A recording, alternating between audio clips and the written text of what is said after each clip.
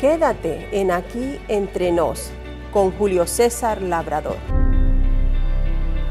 ¿Qué tal, amigos? Bienvenidos a Aquí Entre Nos, un programa pensado en la escuela sabática.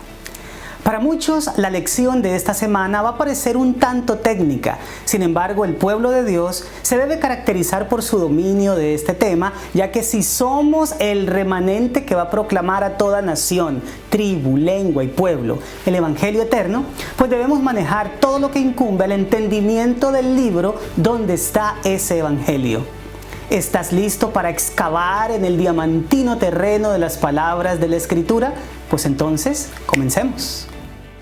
Las herramientas básicas para cada segmento de tu repaso están en El Sábado Enseñaré, el título que identifica el material auxiliar para el maestro. Estar pendiente del crecimiento espiritual de los tuyos es algo espléndido. Conversar sobre la lección y compartir de ella con otros durante una sesión remota de la escuela sabática o en familia debiera ser una de nuestras prioridades. Así que asegúrate que el sábado el repaso no se pase por alto. Permíteme compartir lo que uno de nuestros suscriptores está haciendo. Hola amigos y hermanos de Entre Nos, Dios les bendiga. Quiero saludarlos y aprovechar para felicitar al pastor Julio César Labrador por esta herramienta fundamental de Entre Nos. Es un programa pensando en los maestros y alumnos de escuela sabática. Soy maestro de escuela sabática, mi nombre es Leivis Camacaro. Les hablo desde Saravena, departamento de Arauca, en Colombia, y les cuento que hemos implementado una estrategia para trabajar con la clase sin abandonarlos en esta época donde estamos en casa a causa de la pandemia del coronavirus. ¿Qué hemos hecho? Creamos un grupo de WhatsApp con todos los que integran la clase y yo les grabo un video, lo envío al grupo e interactuamos con preguntas y comentarios por medio de audios y mensajes escritos. ¿Por qué razón? Todos no cuentan con una aplicación o la tecnología como el Zoom, otros no tienen un buen internet, entonces lo hacemos de esta manera práctica y ellos pueden disfrutar de su maestro en su casa. Les recomiendo y animo que apliquen una estrategia similar o diferente, pero no pierdan el contacto con sus hermanos de la clase y juntos congregarnos con cada quien en su casita. Así que me despido desde Saravena. La gracia del Señor Jesucristo, el amor del Padre y la comunión del Espíritu Santo sea con todos nosotros. Chao. Primer segmento. Motiva. 1 minuto. Acelera el corazón de tus alumnos motivándolos con una razón válida de por qué esta lección es importante para sus vidas. Cuando una persona toma la Biblia y lee de ella, pocas veces reflexiona en el proceso que ocurrió para que un libro que duró 1500 años en escribirse y lo tenemos desde hace cerca de 2000, llegue a nuestras manos. Cada Biblia es tanto un milagro como una demostración de que Dios existe. ¿Crees que te sería útil saber algo del significado original de las palabras bíblicas que ahora están disponibles en el idioma que tú dominas? Pues en este repaso intentaremos ayudarte con eso. Segundo segmento. Explora. 15 minutos. Extrae de la mente de tus alumnos los 3 aspectos más edificadores del carácter que la lección contiene. Partiendo de lo que la lección nos enseña esta semana, he querido compartir con ustedes 3 puntos que nos pueden servir de base para resaltar lo más significativo de la lección y añadir algunos cuantos datos importantes. Comencemos hablando de los idiomas. En términos generales, se puede afirmar que el Antiguo Testamento fue escrito en hebreo con algunas porciones en arameo. El primer lugar en donde encontramos arameo es en Génesis, capítulo 31, versículo 47. Allí está la expresión Hegar Sa'adutá, que también es Galaad en hebreo y que significan ambas expresiones montículo del testimonio. Pero en el libro de Esdras, el capítulo 4, versículo 8, hasta el capítulo 6, versículo 18, y después en el capítulo 7, desde el versículo 12 hasta el 26, aparecen 2 grandes bloques arameos. Lo que ahí está básicamente son cartas, correspondencia oficial entre líderes políticos de Palestina y el gobierno persa. La tercera parte en donde encontramos arameo en la Biblia es en Jeremías capítulo 10 versículo 11, un versículo aislado escrito en ese idioma. El último gran bloque escrito en arameo está en Daniel, capítulo 2, desde el versículo 4 en la segunda parte hasta el capítulo 7, versículo 28. Este es un enorme bloque y probablemente el más extenso de toda la Biblia escrito en arameo. La descripción bíblica en arameo comienza con la respuesta de los sabios de Babilonia al sueño de Nabucodonosor y se extiende hasta la visión de las 4 bestias que suben del mar y el tribunal celestial. Después de esa visión, el libro ya no presenta a Babilonia como protagonista profética e intencionalmente el autor deja de usar arameo para resaltar ese hecho. Pero pasemos al Nuevo Testamento. Este fue escrito en griego con muchas expresiones aquí y allá, hebreas y arameas, que en la mayoría de los casos son traducidas. Como por ejemplo Mateo 1:23, en donde se nos habla de Emmanuel y se traduce la expresión como Dios con nosotros. Por su parte, Juan capítulo 1, versículo 30, traduce la expresión hebrea rabí como maestro. Y en Hechos capítulo 9, versículo 36, el nombre Tabita se pasa al griego Dorcas, que en español traducen Gacela. Después del exilio babilónico, los judíos adoptaron el arameo como su lengua en lugar del hebreo. Como dato importante quiero compartirte que se cree que nuestro Señor Jesucristo hablaba arameo. Esto se deduce de que hay expresiones, principalmente en el Evangelio de Marcos, que están en ese idioma. Por ejemplo, Talita Kumi, Efata, Eloí, Eloí, Lama, Sabactani. Todas estas son expresiones arameas que, según Marcos, el Señor las dijo en ese idioma. Ahora quiero compartir contigo algunas curiosidades, como por ejemplo, que el hebreo del Antiguo Testamento es completamente consonántico. Es decir, hay absoluta ausencia de vocales y el sonido de ellas era puesto por los lectores de acuerdo con el contexto. Además, este idioma tampoco tiene signos de puntuación. El hebreo bíblico tiene 22 letras, pero 28 sonidos consonánticos, ya que algunas letras tienen doble pronunciación. Otro aspecto relevante, que ya lo he dicho en ocasiones anteriores, es que cuando una palabra o expresión se repite en el idioma hebreo o arameo, esto es señal de énfasis, como nosotros hacemos cuando subrayamos o resaltamos una palabra o una frase que está escrita. Por otro lado, el griego del Nuevo Testamento, también llamado koiné, se caracteriza por escribirse sin separaciones entre una palabra y otra, es decir, no hay espacios entre una palabra y otra. Tampoco tenía signos de puntuación y no diferenciaba entre las mayúsculas y las minúsculas. Aunque el Nuevo Testamento fue escrito en griego, la mentalidad de sus escritores era hebrea. Por lo tanto, incluyeron en ese idioma algunas palabras propias del suyo, como por ejemplo Abba, que significa padre, o Pascua, que es su fiesta principal. Nosotros le llamamos a nuestro listado de letras abecedario. ¿Sabes por qué? Porque las primeras 4 letras son A, B, C, D. De la misma manera, los griegos le llaman a su listado de palabras alfabeto, porque las 2 primeras letras de su abecedario son alfa y beta. Pero el término equivalente en el hebreo es alefato, porque las 2 primeras letras hebreas son Aleph y Beth.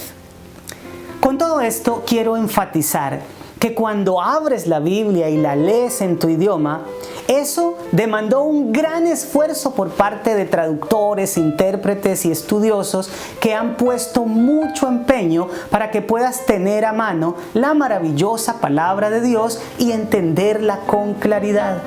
Por supuesto, hay unos pequeños desatinos de los traductores aquí y allá, pero tener varias traducciones de la Escritura en nuestro lenguaje es un regalo divino, ya que hay idiomas en los que solo se dispone de una versión y muchos que no tienen ninguna. Por otro lado, debido a que tenemos traducciones de la Biblia, debemos ser humildes y no dejarnos llevar por la arrogancia de creer que nuestra comprensión de un texto equivale exactamente a lo que Dios quiso decir, o justificar un argumento porque la palabra que se usa es esta o aquella. Hay que recordar que existe un filtro de traducción entre el lenguaje original y el nuestro, y esto debe hacernos acercar a la palabra del Señor con cuidado y estudio, porque es posible que en alguna cosa, chica o grande, la traducción no haga justicia con el original. Pero pasemos ahora a un segundo punto, las palabras. En el episodio anterior de este programa decía que cuando se traduce, lo regular es que una palabra o una expresión de un idioma no tenga perfecta equivalencia en otro. Aunque el siguiente ejemplo va a quedar corto, sí sirve como ilustración.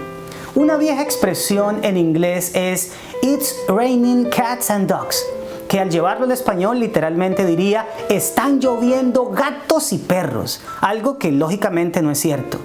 Si queremos traducir esa expresión, no podemos hacerlo de manera literal, porque no comunicaría el sentido de lo que se quiere decir. En mi contexto cultural, una expresión equivalente es "está cayendo agua como arroz". En ambos casos, lo que se quiere comunicar es que está lloviendo demasiado. Pues bien, en la Biblia podemos encontrar palabras cuya equivalencia semántica o de significado es más grande que lo que la traducción indica. En la lección encontramos algunos ejemplos, así que voy a añadir un par más que no están allí. El primero de esos ejemplos es la palabra dabar. Como verbo es el acto de hablar. Como sustantivo puede significar una declaración, palabra, mensaje, comunicación. También se puede traducir bajo la idea de cuenta, tratado o registro. E incluso la amplitud del significado de esta palabra llega hasta hacérsela comprender como un suceso, un evento o una cosa. Una de las cosas que más me maravilla del vocablo dabar es que se lo tradujo allá en Éxodo 34:18 como los 10 mandamientos. En hebreo, esta expresión es Aseret ha-devarim, es decir, las 10 palabras. Con esto, lo que quiero es resaltar que cuando nosotros vemos en la expresión los 10 mandamientos, cosas que Dios manda hacer, en realidad son 10 declaraciones en la mente hebrea en las que el Señor se compromete con nosotros. Pero vayamos a un segundo ejemplo. Esta es la palabra hebrea Torá, que generalmente se traduce como ley. Pues bien, esta palabra tiene mucha relación con el ejemplo anterior. Su campo semántico es increíblemente amplio, pero a medida que esta palabra se traduce a otros idiomas, ese campo semántico se reduce notablemente. Cuando se tradujo el Antiguo Testamento del hebreo al griego, usaron el vocablo nomos para traducir dabar. Y cuando se hizo lo propio con la Biblia completa del griego al latín, usaron en lugar de nomos la palabra latina lex. Así que cuando nosotros leemos la escritura en español, el término que usamos para Torá es ley. Como la nuestra es una lengua romance, es decir, derivada del latín, el significado que le damos a ley es idéntico al que se le da en ese idioma a la palabra lex. Esto es código escrito en el sentido de un mandato que quedó registrado en un documento legal. Debido a eso, es que cuando leemos en la Biblia expresiones o versículos que contienen la palabra ley, inmediatamente lo asociamos con los 10 mandamientos, porque son mandatos que quedaron escritos en tablas de piedra. Cuando yo leía bajo esa óptica el Salmo 119, versículo 96, que dice: "Oh, cuánto amo yo tu ley, todo el día es ella mi meditación", me imaginaba al salmista repasando los 10 mandamientos a toda hora, todos los días, todo el tiempo. Por supuesto, cuando nosotros queremos, como hispanos, probar que el Señor nunca invalidó los 10 mandamientos, citamos Mateo 5:17. "No penséis que he venido a abrogar la ley o los profetas. No he venido a abrogar, sino a cumplir". Pues el concepto de ley en griego es un poco más amplio del que es en latín. Nomos en griego es más amplio que lex en latín o ley en español. también significa mandato u ordenanza, pero es más bien una ley que no solamente pudo haber quedado escrita, sino que también se pudo haber transmitido de manera oral. El sentido es como una orden y no necesariamente un precepto legal. Sin embargo, la noción de ley en hebreo, Torá, es supremamente extensa comparada con el español, el latín o el griego. Las traducciones de la expresión Torá en realidad se quedan demasiado cortas, al punto de que no le hacen justicia en lo más mínimo. Torá en realidad significa enseñanza. Es también un término técnico para referirse a la revelación. Toda la Biblia hebrea, es decir, el Antiguo Testamento, es la Torá para los hebreos, porque en ella está la enseñanza divina. A los 5 libros de Moisés, lo que nosotros llamamos el Pentateuco, también se le llama de esa manera, la Torá. Pues la idea que rodea el concepto es la de un padre enseñándole a su hijo cómo vivir la vida, lo que hace Dios por medio de los escritos sagrados con nosotros. De esa manera, podemos entender que cuando el salmista dice, oh, cuánto amo yo tu ley, todo el día es ella mi meditación, lo que está diciendo es que valora la enseñanza divina manifestada en la revelación, en la palabra, y que durante el día piensa en ella para cada decisión de su vida. De la misma manera, lo que quiso decir el Salvador con no he venido a abrogar la ley, la Torá o los profetas, fue que Él no vino a dejar sin validez los escritos de Moisés ni los escritos de los profetas.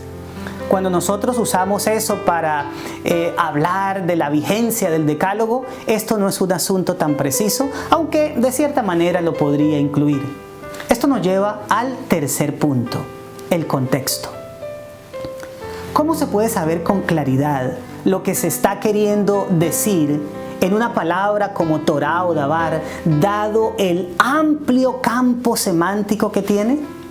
Pues su contexto nos lo indicará con claridad. Él se encarga de darnos nociones para saber si Torá es todo el Antiguo Testamento o solo los 5 libros de Moisés o una enseñanza. Déjenme colocar un ejemplo. Como cuando yo uso la palabra en español Lima. El contexto me dirá si es la fruta, el instrumento para limar o la capital del Perú. Si yo digo voy a Lima o voy para Lima, se sabe, se sobreentiende que me estoy refiriendo a la ciudad. Si por el contrario expreso que esa lima estaba ácida, se va a sobreentender completamente que estoy hablando de una fruta. O cuando yo digo necesito una lima de uñas, el interlocutor por el contexto sabrá con exactitud a lo que me refiero. Lo mismo sucede con las palabras hebreas. El contexto nos muestra a qué cosa se está significando de manera específica. Por otro lado, cuando una palabra o una expresión es usada de manera simbólica o con un sentido específico, debemos nosotros, para estar seguros de lo que el escritor quiso decir, comparar dentro del mismo libro cómo ese autor suele usarla. También podremos usar otro escrito del mismo autor. Esto es muy importante sobre todo en profecía. Por ejemplo, el apóstol Juan usa términos que solo son suyos, como el testigo fiel o el verbo de Dios. Cuando nosotros en el libro de Apocalipsis leemos estos términos, tan solo con referirnos a lo que él escribió en otros de sus libros, usándolos, nos daremos con facilidad cuenta de que se está refiriendo, en este caso, al Señor Jesucristo. Permítanme ahora clarificar una expresión muy útil para nosotros los que amamos el estudio de la Biblia. Esta expresión es contexto. ¿Qué significa eso? Pues lo que rodea un texto o un versículo de la Biblia. Existen 2 tipos de contexto, el mediato y el inmediato. El inmediato es aquello que está rodeando lo que se está escribiendo o lo que se está diciendo en el momento. Si estoy leyendo una palabra en un versículo, su contexto inmediato es lo que está escrito en el mismo versículo o en unos cuantos versículos que lo anteceden o que lo siguen. El contexto mediato, por su parte, sería lo que está escrito en el capítulo anterior o posterior, o el libro entero. Esto sería el contexto mediato. También podríamos decir que los escritos del mismo autor, pero en otros libros, hacen parte también del contexto mediato. Por supuesto, esto se puede ampliar hasta llegar a decir que la Biblia entera es el contexto mediato de todo versículo o de todo término que dentro del mismo libro está contenido. Así que el conocer el contexto es vital para poder comprender con claridad un término, una idea o un concepto bíblico. Tercer segmento. Aplica 12 minutos. Plantea simulaciones de la vida real con escenarios que necesiten soluciones basadas en lo estudiado, estimulando así la participación. Se requiere ahora que nos dispongamos a la aplicación mediante la resolución de los siguientes interrogantes. Número 1. ¿En qué nos ayuda a ser conscientes de que la Biblia no fue escrita en nuestro idioma? Número 2. ¿Por qué debo evitar ser inflexible con las palabras que encuentro en la traducción que uso de la Biblia? Y número 3. ¿Cómo explicaría el significado de contexto a una persona que empezó estudios bíblicos conmigo? Cuarto segmento. Crea 2 minutos. Lleva la lección más allá de la clase. Desafía a tus alumnos a realizar una tarea durante la semana. Y ahora la tarea. Busca en un diccionario bíblico que esté en internet el significado de los términos gracia y evangelio. Apunta lo que encuentres. Y para despedir a tu clase, concluye la lección de una manera sencilla y elegante. Conocer mejor el significado de muchos términos bíblicos nos ayudará a acercarnos al mensaje original de la Biblia. Bueno, mis amados, esto fue Aquí Entre Nos, un programa pensado en la escuela sabática. Por favor, que la cuarentena no nos impida seguir creciendo, compartiendo nuestra esperanza, ya que Cristo viene pronto. Nos vemos la próxima semana.